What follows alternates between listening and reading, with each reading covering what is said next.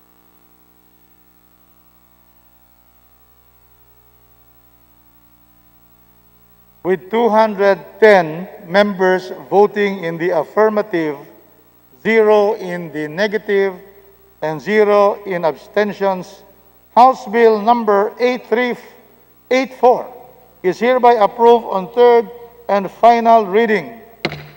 Majority Leader. Mr. Speaker, I move for consideration on third reading House Bill number 8440.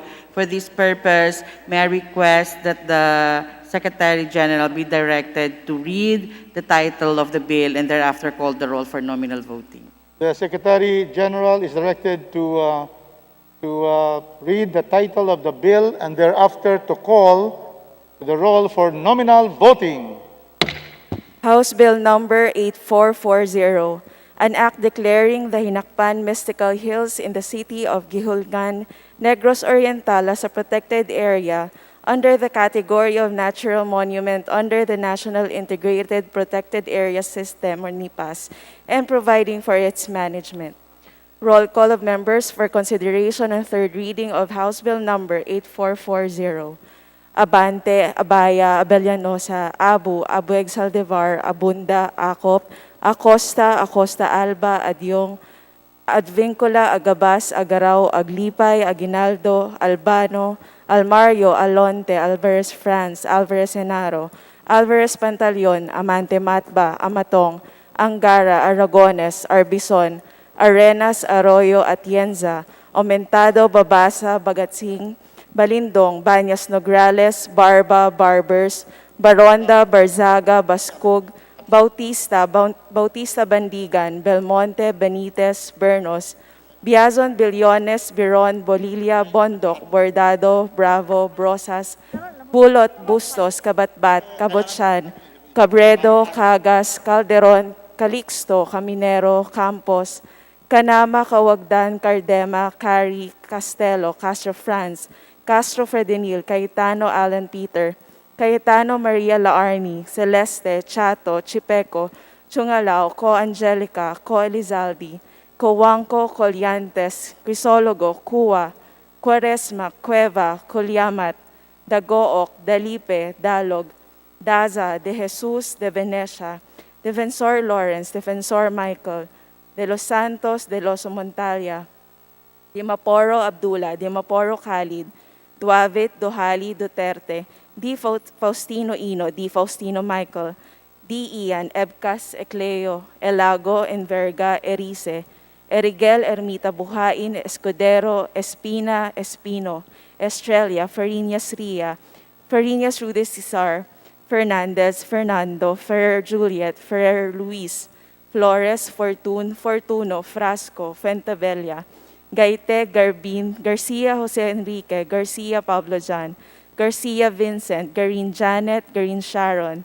Gasataya, Gatchalian, Gato, Heron, Go Ed, Go Mark, Gonzaga, Gonzales Aurelio, Gonzales Neptali, Gonzales Sandro, Goriseta, Gico, Gulyas, Guya, Haresco, Hataman, Hernandez, Herrera D, Hofer, Halosos, Javier, Jimenez, Co Elisa, Co Wilton, Konghun, Labad-Labad, Lacson Noel, Lagman, Lagon, Lara, Lazatin, Liachon, Legarda, Lim Kaichong, Lopez, Loyola, Lusotan, Macapagal Arroyo, Maceda, Madrona, Malapitan, Mangawang, Mangudadatu, Marcoleta, Mariano Hernandez, Marino, Marquez, Martinez, Matba, Matugas, Mendoza, Mercado, Momo, Natividad Naganyo, Nava, Nieto, Noel, Nograles Jericho, Nograles Juan, Nolasco, Nunez Malanaon, Omenal, Olivares, Ong Jose, Ong Ronnie, Ordanes, Ortega, Owana Dizon, Pacquiao Alberto, Pacquiao Rogelio, Padiernos, Paduano, Palma, Pancho, Panotes, Peña, Pichay, Pimentel, Pineda, Plaza, Puno, Kimbo, Radaza, Ramirez Sato, Remulla, Revilla, Reyes, Rivera, Robes, Rodriguez, Roman, Romero, Romualdez Ferdinand, Romualdez Yeda, Romualdo, Romulo, Roque, Sakdalan, Sagarbaria, Sakaluran, Salceda, Salimbangon, Salo, Sanchez, Sangcopan, Santos Recto, Sarmiento, Saulog, Savellano, Siao, Silverio, Singson, Singson Mihan, Sinsuat, Swansing Estrelita, Swansing Horacio, Suarez Aleta, Suarez David,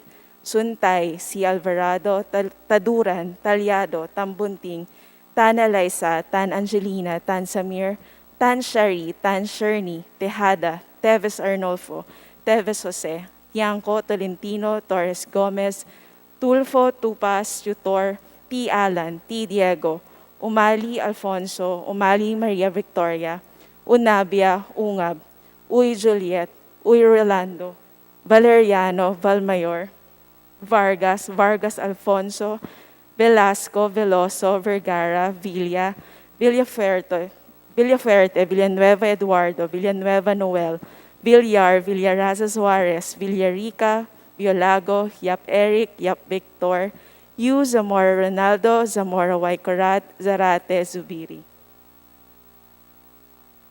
Second call for consideration on third reading of House Bill Number 8440. Abante, Abaya, Abellanosa, Agaraw, Aguinaldo, Alvarez Pantaleon, Amatong, Aumentado, Bagatsing, Banyas Nograles, Barbers, Baronda, Barzaga, Bernos, Bulot, Bustos, Caminero, Cardema, Cari, Co Elizaldi, Coanco, Dalipe, De Jesus, De Venecia, Defensor Michael, De Los Santos, Duavit, Ecleo, Enverga, Ermita Buhain, Farinas Ria, Farinas Rudy Cesar, Fernandez, Fernando Flores, Garin Janet, Garin Sharon, Gonzaga, Gonzales Sandro, Gico, Guya, Haresco, Hataman, Javier, Conghun, Lacson, Liachon, Loyola, Malapitan, Marino, Matba, Matugas, Mendoza, Mercado, Nograles Jericho, Nograles Juan, Nolasco, Nunez Malanaon, Omenal, Ortega, Pichay, Pineda, Roman, Romero, Sakdalan, Sagarbaria, Sanchez, Singson, Suarez Aleta, Suarez David, C. Alvarado, Tambunting, Tan Eliza, Tan Samir, Tan Sherry, Tan Sherny, Teves Arnolfo, Teves Jose, Torres Gomez, T. Alan, Unabia, Uy Juliet, Veloso, Villaraza Suarez, Villarica, Yap Victor, Yu Zubiri.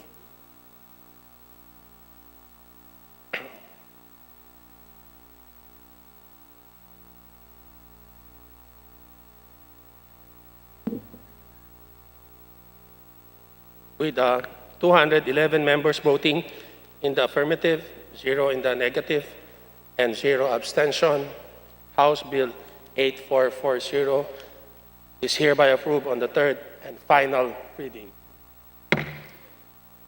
Majority Leader. Yes, Mr. Speaker, I move for consideration on third reading of House Bills numbered 8446 and 8453. For this purpose, may I request that the Secretary General be directed to read the titles of these bills and thereafter call the roll for nominal voting. Is there any objection? The Chair hears none. The motion is approved. The Secretary General is directed to read the title of the House bill and to call the roll. House Bill Number 8446, an act establishing a provincial office of the Commission on Higher Education in the province of Bataan and appropriating funds therefore. House Bill Number 8453, an act establishing a provincial office of the Commission on Higher Education in the province of Kalinga and appropriating funds therefore. Roll call of members in consideration of House Bills Numbers 8446 and 8453.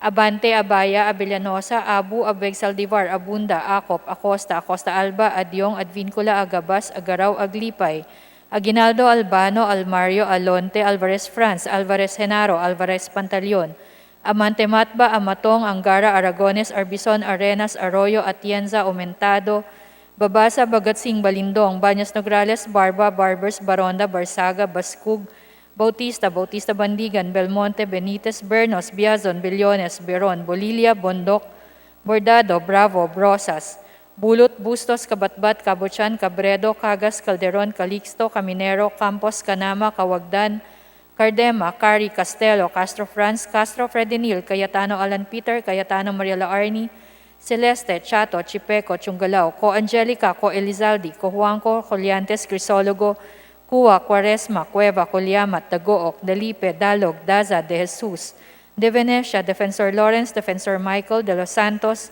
De Losa Montalia, Dimaporo Abdullah, Dimaporo Khalid, Duavit, Duhali, Duterte, Di Faustino Ino, Di Faustino Michael, Di Ian, Ebcas, Ecleo, Elago, Enverga, Erice, Erigel, Ermita Buhain, Escudero, Espina, Espino, Estrella, Fariñas Ria, Fariñas Rudy Cesar, Fernandez, Fernando, Ferrer Juliet, Ferrer Luis, Flores, Fortun, Fortuno, Frasco, Fuentebella, Gaite, Garbin, Garcia Jose Enrique, Garcia Pablo Jan, Garcia Vincent, Garin Janet, Garin Sharon, Gasataya, Gatchalian, Gato, Heron, Goed, Gomark, Gonzaga, Gonzales Aurelio, Gonzales Neptali, Gonzales Sandro, Goriseta, Gico, Gulias, Guya, Haresco, Hataman, Hernandez, Herrera D, Hofer, Halosho, Xavier, Jimenez, Co Elisa, Co Wilton, Kunghun, Labad-Labad, Lacson, Lacson Noel, Lagman, Lagon, Lara, Lazatin, Liatchon, Legarda, Lim Kaichong, Lopez, Loyola, Lusotan, Macapagal Arroyo, Maceda, Madrona, Malapitan, Mangawang, Mangudadatu, Marcoleta, Mariano Hernandez, Marino, Marquez, Martinez, Matba, Matugas, Mendoza, Mercado, Momo, Natividad Naganyo, Nava, Nieto, Noel, Nograles, Jericho, Nograles, Juan, Nolasco, Nunez Malaniao, Nowaminal, Olivares, Ong Jose, Ong Ronnie, Ordanes, Ortega, Uano Dizon, Pacquiao Alberto, Pacquiao Rogelio, Padiernos, Paduano, Palma, Pancho, Panotes, Peña, Pichay, Pimentel, Pineda, Plaza, Puno, Kimbo, Radaza, Ramirez Sato, Remulla, Revilla, Reyes, Rivera, Robes, Rodriguez, Roman, Romero, Romualdez Ferdinand, Romualdez Sieda, Romualdo, Romulo, Roque, Sakdalan, Sagarbaria, Sakaluran, Salceda, Salimbangon, Salo, Sanchez, Angcopan, Santos Recto, Sarmiento, Saulug, Savellano, Xiao, Silverio, Singson, Singson Mihan, Sinsuwat, Swansing Estrelita, Swansing Horacio, Suarez Aleta, Suarez David, Suntay, C. Alvarado, Taduran, Talyado, Tambunting, Tan Alaysa, Tan Angelina, Tan Samir, Tan Shari, Tan Sherni, Tejada, Teves Arnolfo, Teves Jose, Tiangco, Tolentino, Torres Gomez, Tulfo, Tupaz, Tutor, T. Alan, T. Diego, Umali Alfonso, Umali Maria Victoria, Unabia, Ungab, Uy Juliet, Uy Rolando, Valeriano, Valmayor, Vargas, Vargas Alfonso, Velasco, Veloso, Vergara, Villa, Villafuerte, Villanueva Eduardo, Villanueva Noel, Villar, Villaraza Suarez, Villarica, Violago, Yap Eric, Yap Victor Yu, Zamora Ronaldo, Zamora Waikurat, Zarate Zubiri.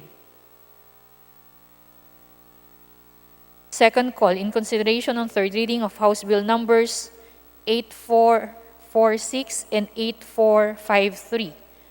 Abante, Abaya, Abellanosa, Agaraw, Aguinaldo, Alvarez Pantaleon, Amatong, Aumentado, Bagatsing, Banyas Nograles, Barbers, Baronda, Barzaga, Bernos, Bulot, Bustos, Caminero, Cardema, Cari, Co Elizalde, Coanco, Dalipe, De Jesus, De Venecia, Defensor Michael, De Los Santos, Duavit, Ecleo, Enverga, Ermita Buhain, Fariñas Ria, Fariñas Rudy Cesar, Fernandez, Fernando, Flores, Garin Janet, Garin Sharon, Gonzaga, Gonzales Sandro, Gico, Haresco, Hataman, Javier, Conghun, Lacson, Liatchon, Loyola, Malapitan, Marino, Matba, Matugas, Mendoza, Mercado, Nograles Jericho, Nograles Juan, Nolasco, Nunez Malaniaon, Uwaminal, Ortega, Pichay, Pinimeda, Roman, Romero, Sakdalan, Sagarbaria, Sanchez, Singson, Suarez Aleta, Suarez David, C. Alvarado, Tambunting, Tan Alaysa, Tan Samir, Tan Shari, Tan Sherni, Teves Arnolfo, Teves Jose, Torres Gomez, T. Alan, Unabia, Uy Juliet, Veloso, Villaraza, Suarez, Villarica, Yap Victor Yu Zubiri.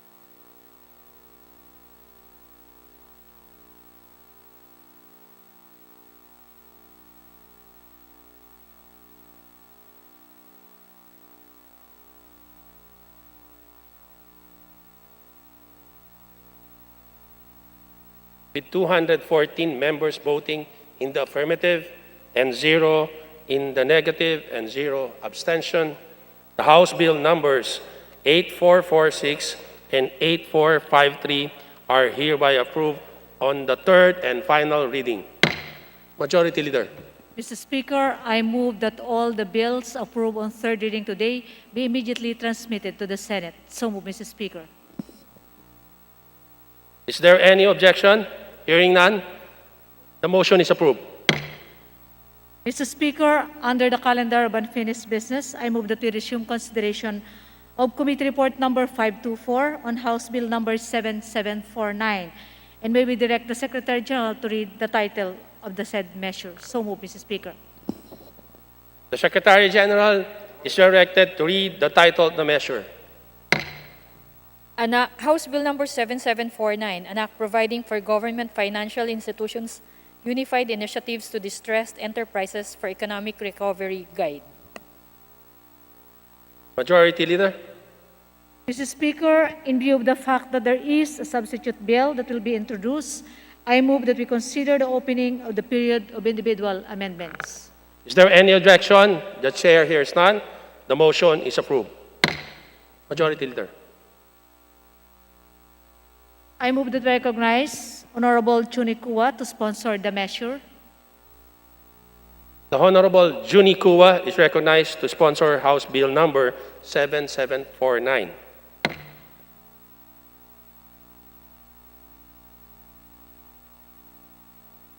Thank you, Mr. Speaker, for the opportunity to once again sponsor this bill. This bill is a bill that seeks to empower the government financial institutions in the light of the COVID pandemic.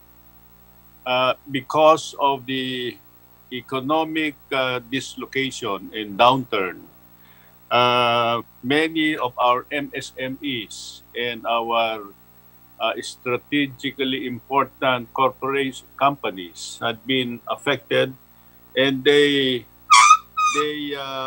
seriously need financial support by way of credit.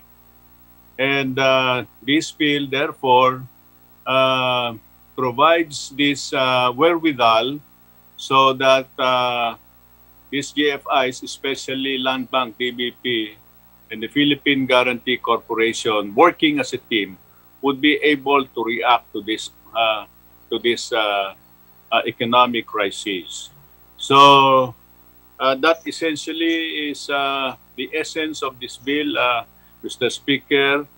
And we're done with the interpellation and debate, and we're now in the period of amendment. And my understanding is that there will be an amendment by substitution which will be introduced.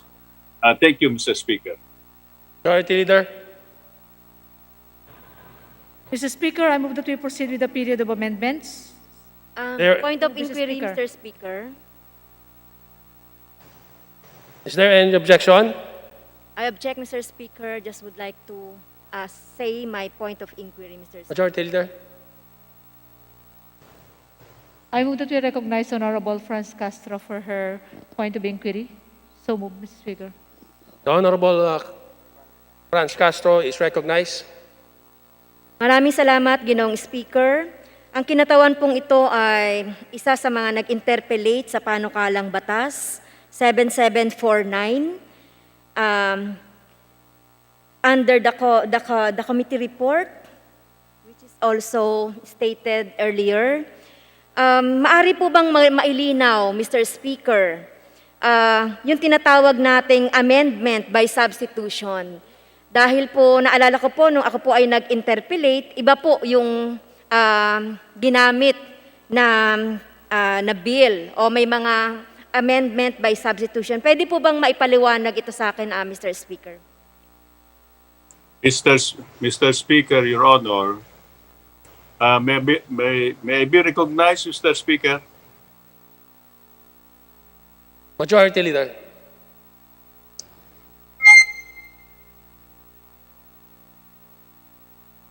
Speaker, I move that we recognize Honorable Chunikua for... Honorable Juni Kua is recognized. Yeah, Mr. Speaker, just to be able to clarify things, during the interpellation, we were debating on the original committee report.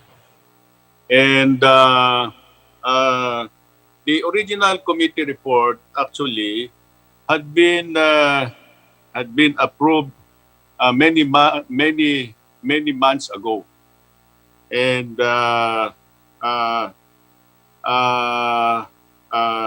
there was even an attempt to put this guide bill as part of the Bayanihan 2. The Bayanihan 2 incorporated in toto the essential provisions of this bill as contained in the original committee report. Now, unfortunately, in the approval of the Bayanihan 2, during the discussion with the Senate in the BICAM Conference Committee, the Senate did not agree that the creation of a strategic holding, the creation of special holding company be incorporated in the Bayanihan. So that was taken out. And the other thing is that the appropriations committee, the appropriations provision, instead of adopting what was originally proposed, it was reduced. At ang nangyari, may naiwan na 10 billion na hindi nakasama doon sa Bayanihan 2. So, because of all of these developments, yung original version na committee report ay nagkaroon ng many changes. Number one nga, yung tungkol dyan sa strategic holding company, which used to be called Arise, no? Naging special holding company na lang siya. At yung power niya to create or establish a subsidiary ay naalis. At yung appropriation provision, imbes na 55 billion during in the original committee, naging 10 billion na lang siya. So we thought that with all these changes, these basic changes that affected many sections of the bill, it would be best to introduce a substitute bill instead of correcting all of that. Mr. Speaker, that's how it happened. I hope that clarifies the concerns and the confusion created by that development sa ating kagalang-galang na kinatawan.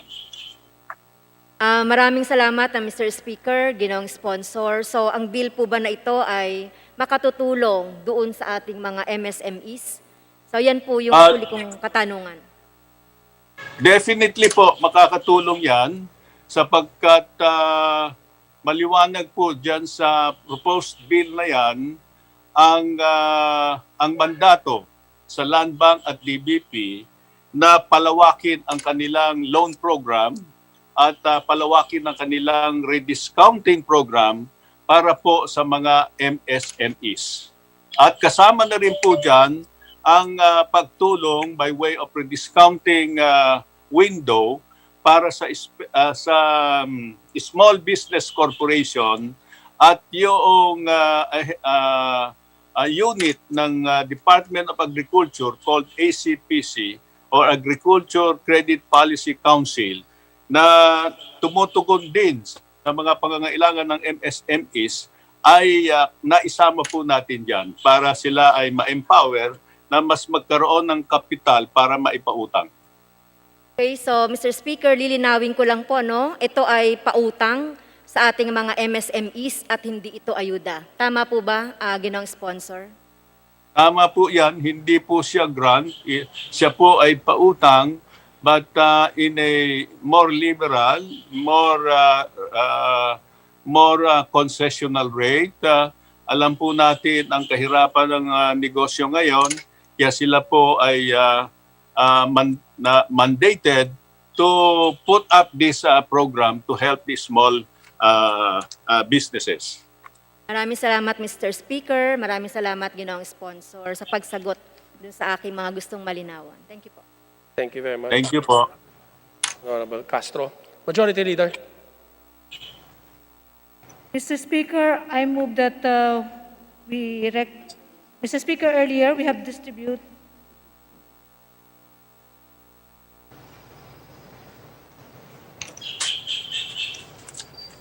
Mr. Speaker, I move that we proceed with the period of amendments. Is there any objection? The chair hears none. The period of amendment is hereby open. Mr. Speaker, earlier we have distributed to all members copies of the substitute bill to House Bill number 7749. Mr. Speaker, pursuant to Section 107 of our rules, I move to amend by substitution the entire bill as contained in Committee Report number 524 with the contents of the substitute bill earlier distributed to all members. I so move, Mr. Speaker. Is there any objection? Hearing none, the motion is approved. Majority Leader. Mr. Speaker, I move that we open the period of individual amendments. So move, Mr. Speaker. Is there any objection? Hearing none, the motion is approved. Mr. Speaker, I move that we recognize the gentle lady from the 2nd District of Marikina, the Honorable Stella Kimbo, for her individual amendments. Honorable Estela Kimbo is recognized for individual amendments.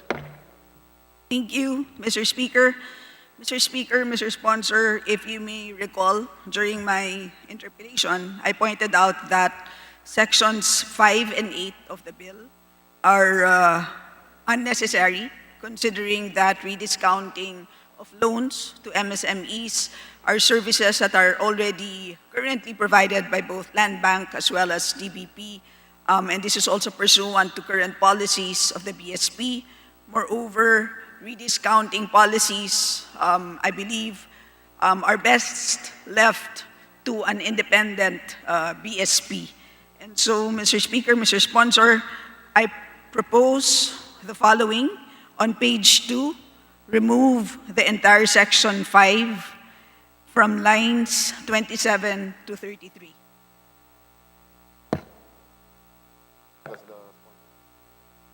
What was the sponsoring committee says?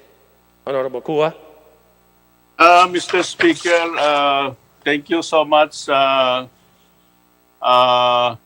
In response to the proposed amendment of the gentle lady, I would like to respectfully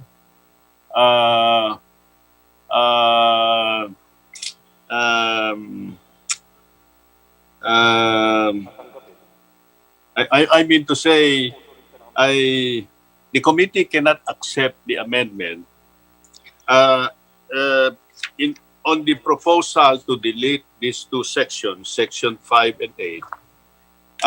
While it is true that rediscounting facility is already a facility being given by the Land Bank and DBP, the present program allows them only to rediscount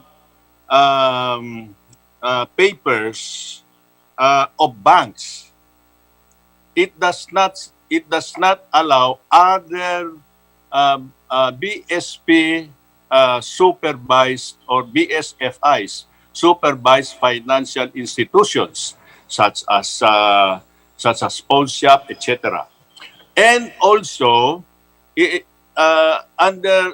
without this guide, there is no facility that allows a small business corporation to rediscount with the Land Bank and DBP.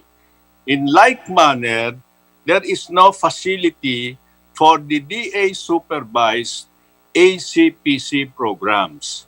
So, pag tinanggal po natin yung 5 and ang mangyayari po, hindi makakasama yung karamihan na yon. At yun po ay mapupunta lang doon sa mga bangko. So, while it is true that it is an existing program, it is for the banks only. So, maraming salamat po, gentle lady, Mr. Speaker. Salamat po sa inyong paliwanag, Mr. Speaker, Mr. Sponsor. Does this mean that you will decide in a similar way for the following proposed amendment, Mr. Speaker, Mr. Sponsor? On page 3, remove the entire section 8 from lines 25 to 31. Alin po ang pinadidelete?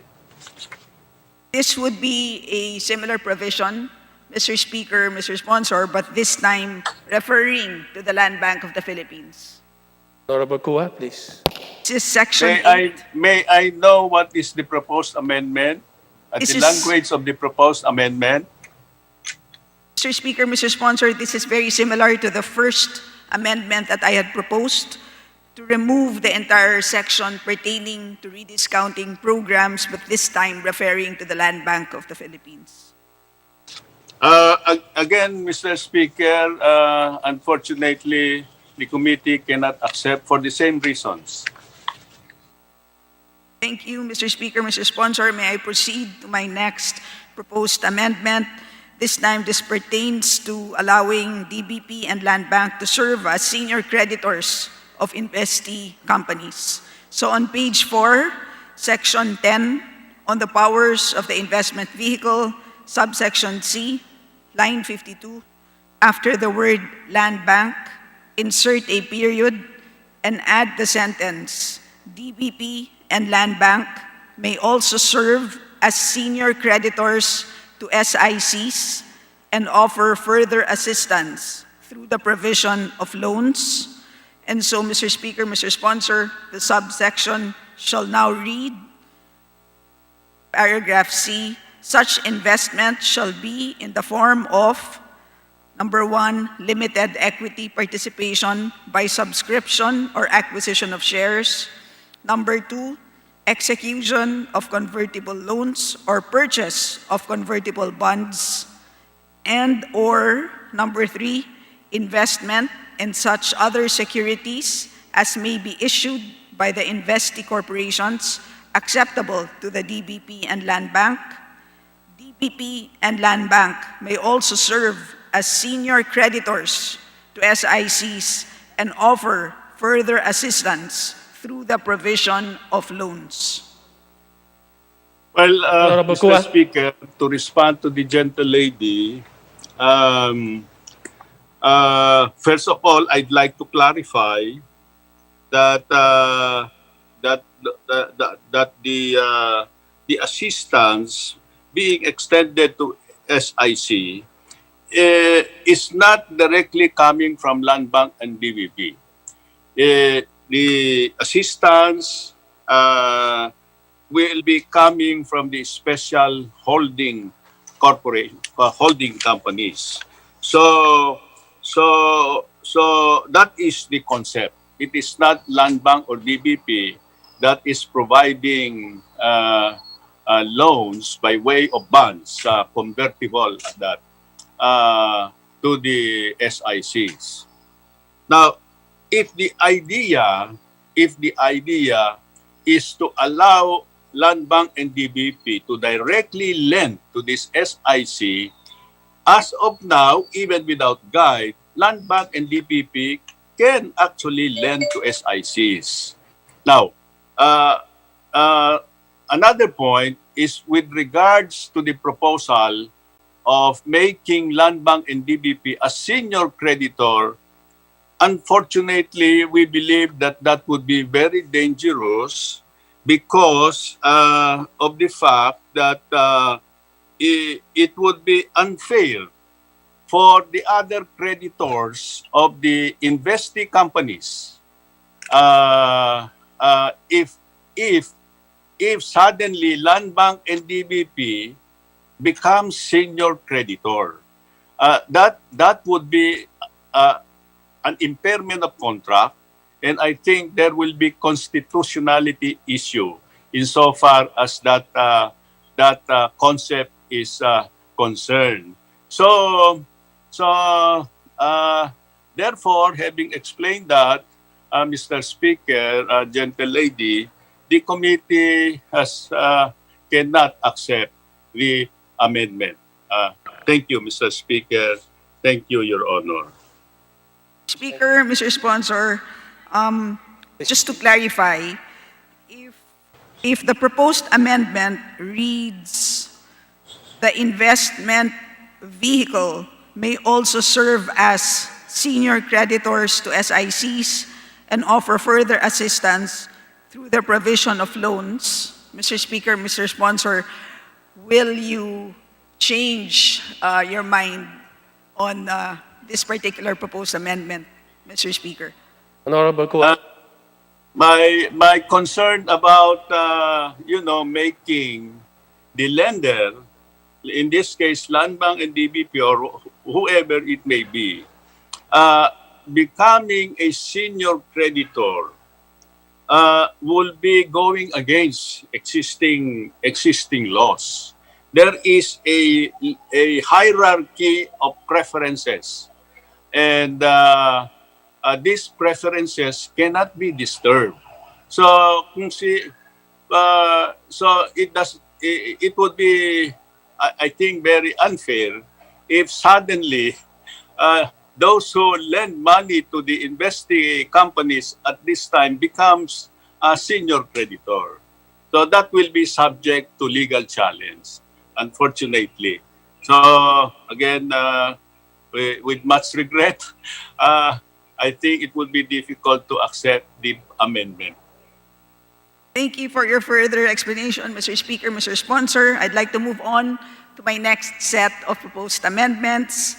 And for better appreciation of my next set of amendments and for ease in understanding, Mr. Speaker, I would like to read 6 proposed amendments sequentially, and I believe that would facilitate understanding of my proposed amendment.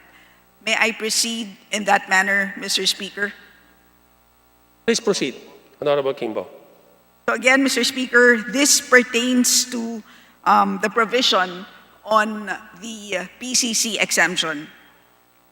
So on page 7, section 6, line 38, after the word "of," add section 17 "of."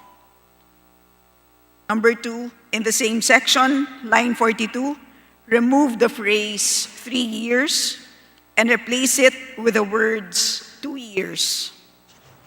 Number 3, in the same section, line 42, remove the word "its" and replace with the phrase "the date of."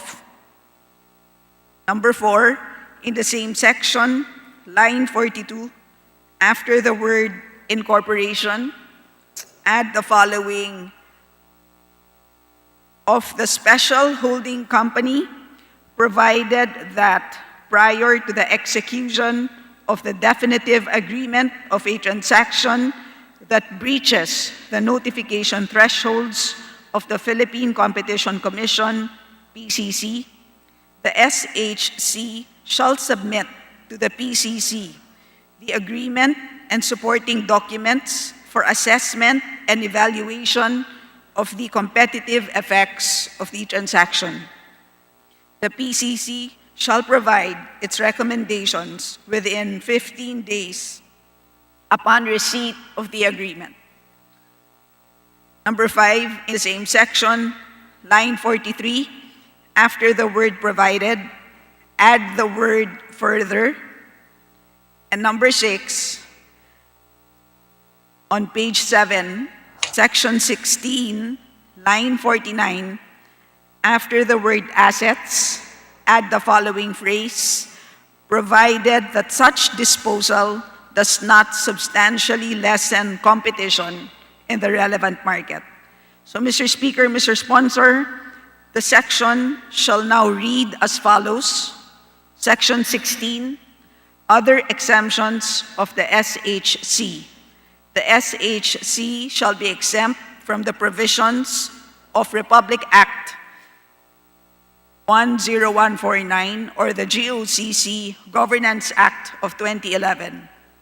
Further, transactions by the SHC shall be exempt from the provisions of Section 17 of Republic Act Number 10667 or the Philippine Competition Act for a period of 2 years from the date of incorporation of the special holding company, provided that prior to the execution of the definitive agreement of a transaction that breaches the notification thresholds of the Philippine Competition Commission, PCC, the SHC shall submit to the PCC the agreement and supporting documents for assessment and evaluation of the competitive effects of the transaction.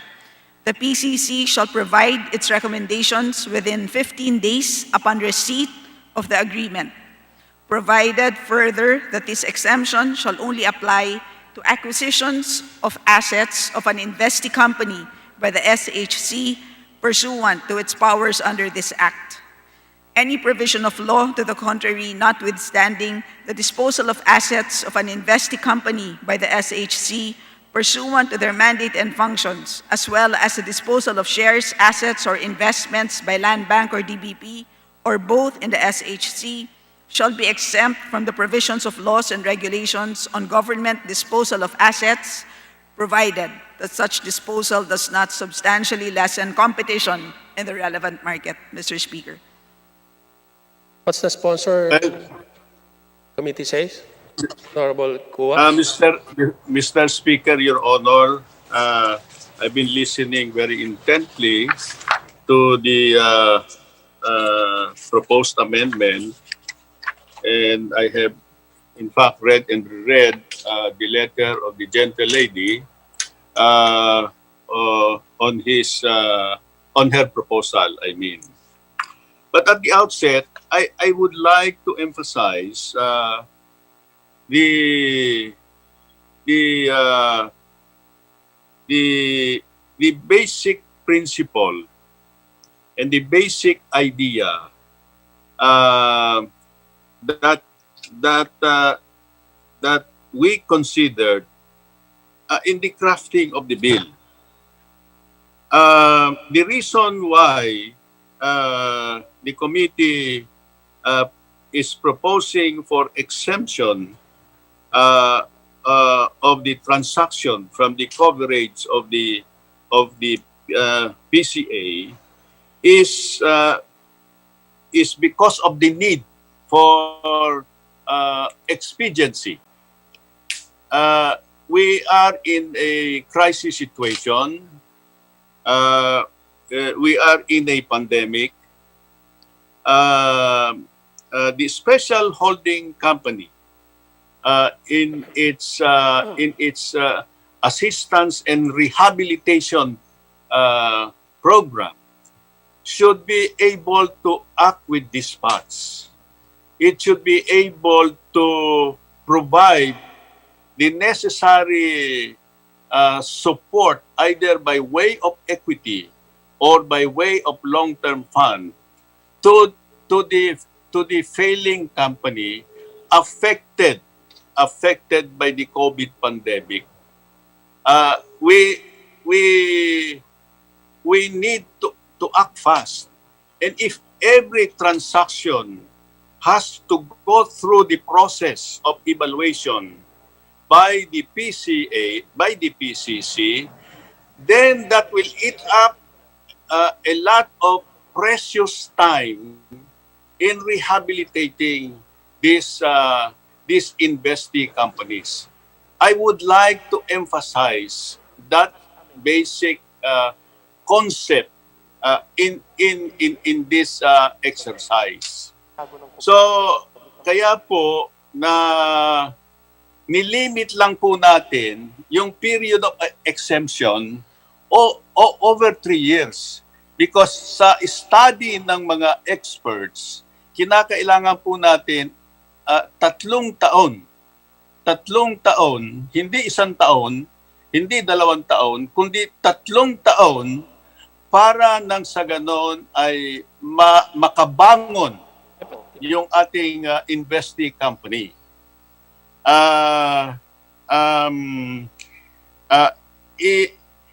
If we are unable to, let's say, rehabilitate a player in a relevant market, mababawasan po ng player doon. Lalo pong magkakaproblema yung ating concern about competition.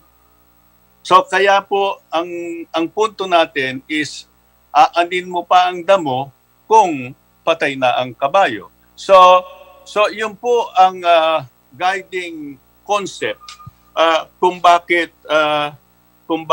hindi tayo po makapayag na from 3 years gagawin po nating 1 year. Yung 1 year po talagang kulang ang panahon nun. Now, yung proposal po na before a definitive agreement is signed, padaanin lahat ng transaksyon, dadaan sa PCC at within 15 days, kung hindi na-aksyonan, there will be a disputable assumption na it is not violative. Ang problema doon sa disputable, kahit na yan pinayagan mo, pero disputable pa eh. So pagka na-question at nagka-problema na ibigay na ng pera ng gobyerno yung pera, magkakaproblema na yung investment doon. At whether we like it or not, the effect of that is to prevent the rehabilitation. And when we prevent the rehabilitation, we will be allowing the failure of a competitor in any relevant market. Kaya po ang ating ang ating position po dito ay pagbigyan na po natin na ma-exempt for 3 years. After all, ang strategy po ng special holding company is not really to take control of any investee company. Because if we take over, if we acquire controlling interest, magiging GOCC po yung kumpanya na yon. Hindi po yun ang konsepto natin. Ang konsepto lang natin ay mabigyan ng reasonable assistance, mag-create ng confidence sa ibang lending institutions, mabigyan ng equity capital so that they can leverage in borrowing with this equity investment. So, with all those explanations, Mr. Speaker, Your Honor, it looks like it is difficult for us to accept the proposal, the amendment. Mr. Speaker, salamat po sa paliwanag ng ating ginoong sponsor. Just to clarify and for the record, dito po sa aking proposed amendment, wala pong banggit ng disputable presumption. And number 2 po, Mr. Speaker, it is quite unfortunate that perhaps the sponsor does not recognize that we are actually on the same page pagdating po sa urgency or expediency. And that's precisely the reason for why I propose that the PCC comes in prior to the execution of the definitive agreement and that there is a 15-day deadline po. But having said that, I will no longer ask for a reconsideration of the decision of the sponsor, Mr. Speaker, but rather I would just like to request the sponsor that just in case po magkaroon ng isang bicameral conference, sana po ay mapag-isipan niya po ulit ang aking proposed amendment. And with that po, I'd like to move on to my next proposed amendment. This one has to do with financial inclusion for MSMEs. Sususugan ko na po, Mr. Speaker, ang binanggit po kanina ng aking kasama si Rep. Franz Castro tungkol po sa MSMEs. So on page 8, after section 18, insert a new section that reads, Section XX, financial inclusion for MSMEs to ensure that MSMEs are able to avail of programs provided in this act. The Commissioner of the Bureau of Internal Revenue shall waive registration and other related fees of MSMEs for a period of 2 years, and if necessary, provide accommodation for the registration process and compliance of MSMEs. The Secretary of Trade and Industry shall issue the necessary rules and regulations to provide special accommodation for the registration and compliance with regulatory requirements of MSMEs. LGUs shall be encouraged by the Department of Interior and Local Government and the Department of Finance, Bureau of Local Government Finance to waive similar local registration and processing fees. Further, all LGUs shall provide credit mediation and restructuring services for MSMEs in their respective jurisdictions and assist MSMEs in availing of credit and obtaining favorable credit and loan terms from banks and lending institutions. The credit advisors and mediators shall, number 1, ensure that an MSME is given sound financial advice on, among others, the availability of programs, the proposed borrowing, the risks involved, and the financial position and operation of the relevant MSME. Number 2, assist in evaluation of the financing. Number 3, oversee any negotiation process. And number 4, ensure that an MSME is given access to a fair and transparent borrowing and appeals process. What's the sponsoring committee says, Honorable Kua? On the Mr. amendment? Speaker, Your Honor, let me first say that the idea presented to us by the gentle lady from Marikina is one that is truly laudable.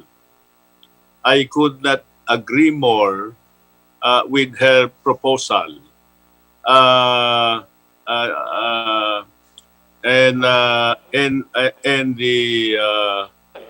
the concept of the local government unit will also participate in supporting the MSMEs. Truly, the ideas are very, very good. Except that my problem is that the essence of the bill, which is reflected in its title, is the empowerment of GFIs, government financial institutions. I am worried about this suggestion, big question for not being germane, truly germane to the spirit of the bill. So, yun po ang concern ko. That's number 1. The second one is that the proposal speaks of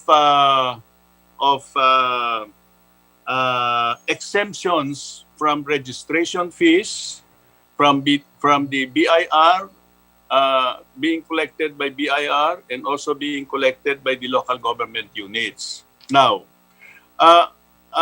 proposals like this usually go through a process. Just like the process that the tax perks or incentives and free privileges in this guide bill had gone through the process. We have invited the OH, the BIR, to calculate and see if the impact is okay with them. And having said that, the bill also went through the Committee on Ways and Means, which is the appropriate process that a bill like this passes through. Now, my concern is that not only first on the issue of it may be considered as rider, the second one is hindi dumaan sa Ways and Means Committee, hindi na pag-aralan yung implication sa BIR, at hindi rin natin nakonsulta ang local government units. So, yun po ang mga punto na may make it difficult for the committee to accept because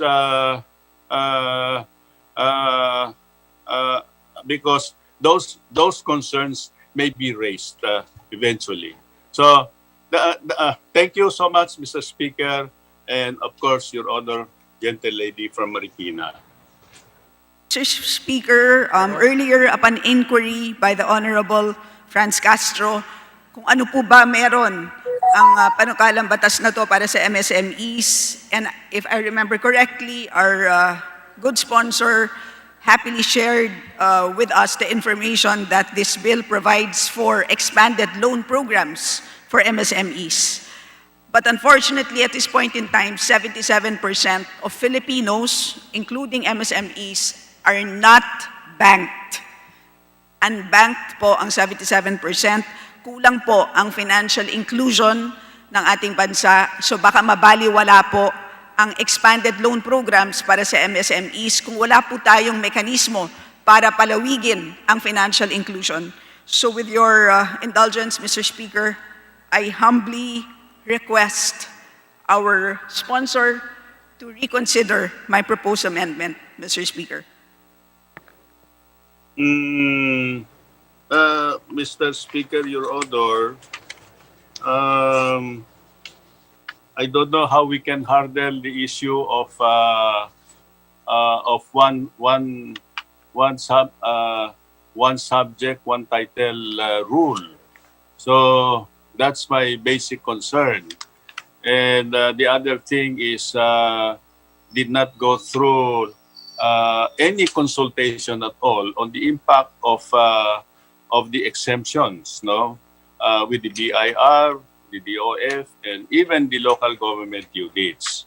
So I can understand the need really for helping the MSMEs. So I would like to sincerely propose, if the gentle lady will agree, anyway, Bayanihan 3 is in the process. And maybe that can be included. I think that would be the most appropriate place to put it.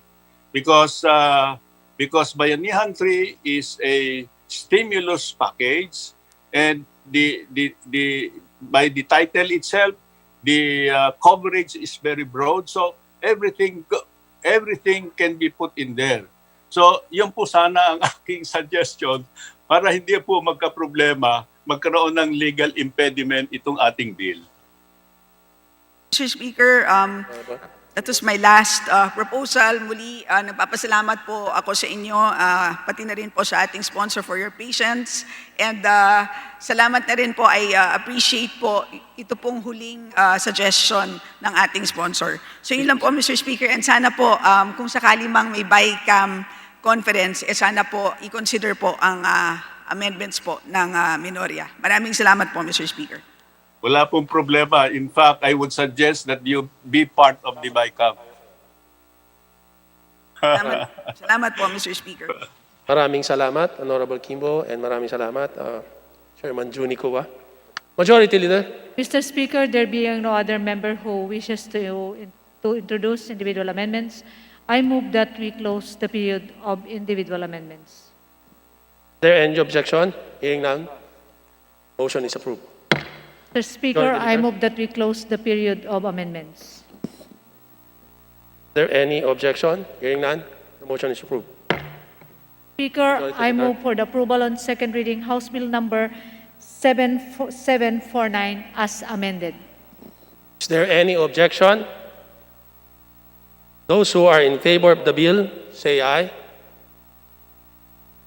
Those who are against, say nay. The ayes have it. House Bill number 7749 is hereby approved on second reading as amended. Majority Leader. Mr. Speaker, I move to recognize the Honorable Irene Saulog of Kalinga Party List for her manifestation. So move, Mr. Speaker. Representative Saulug, you are recognized. Thank you, Mr. Speaker.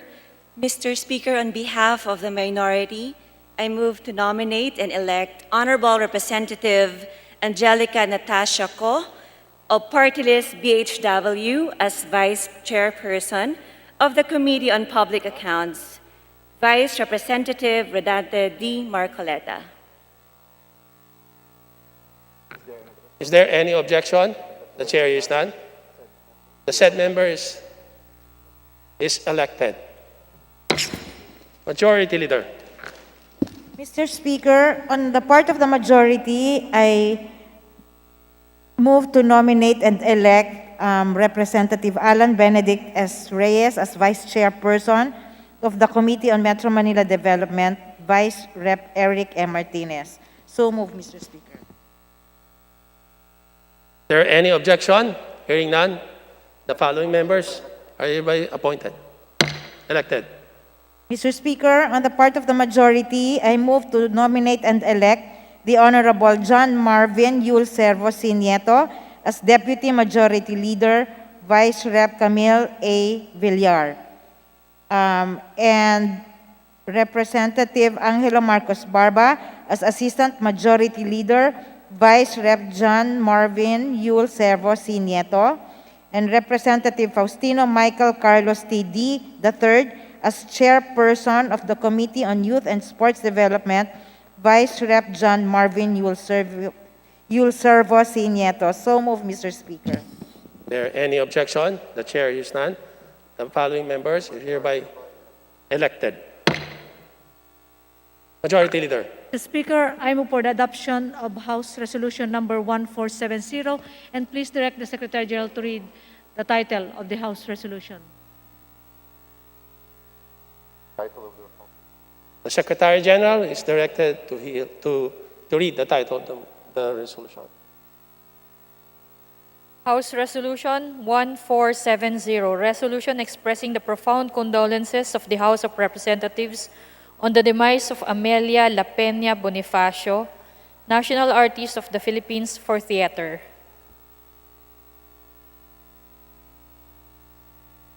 Majority Leader. Speaker, I move that we adopt House Resolution Number 1470. Is there any objection? The chair hears none. The House Resolution Number 1470 is hereby adopted. Mr. Speaker, I move Majority for Leader. consideration of House Resolution Number 1540, and please direct the Secretary General to read the title of the House Resolution. Secretary General is so directed. Please read the title. House Resolution 1540, resolution expressing the profound condolences of the House of Representatives to the family of Fu Yabing Masalon Dulo, Master Mabaltabi Weaver, and 2016 Gawad sa Manlilikha sa Bayan awardee. In consolidation with House Resolution numbers 1530 and 1534. Majority Leader. Mr. Speaker, I move for the adoption of House Resolution Number 1540 in consolidation with House Resolution Numbers 1530 and 1534. Is there any objection? The chair hears none. House Resolution 1540 in consolidation with House Resolution Number 1530 and 1534 is hereby adopted. Majority Leader. Mr. Speaker, I move to suspend session until 3 p.m. of February 8, Monday. So move, Mr. Speaker.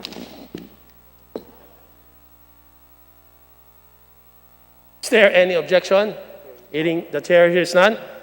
Session is suspended until February 8 at 3 p.m. Oh, no.